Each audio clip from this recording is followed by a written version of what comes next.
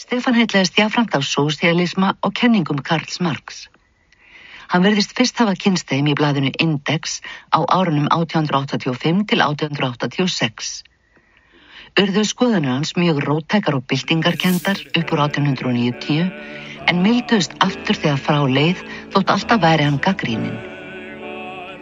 Vorið 1910 orti Stefán Markvörðinn, kvæði hugsjónamann sem jafnan hefði miðið hæsta í huga en var óþolinmóður og jafnvel hrokafullur í garð fylgismanna sinna sem áttu ekki jafn glæstar hugsjónir. Rögnvaldi Péturssyni fannst Stefán gera lítið úr viðleitni frjálslyndra í kvæðinu. Stefán var því hins vegar ósammála. Nei, Markvörðinn kvað ég upp úr miklum lestri og jafnvel ræður rubbi marxistana, óðustu sósíalistana, svaraði hann. Þeir úthúðuðu umbótatilraunum annara að sögn Stefáns en hann hafði líka í huga þennan hliðsjónarlausa einstaklingsofurvöxt að það individualismus sem þeir héldu svo fast á, til dæmis Spencer og Ibsen, að argast á ófrelsi andlegt og veraldlegt getur rökrétt flíkað þeim sem forsvarsmönnum.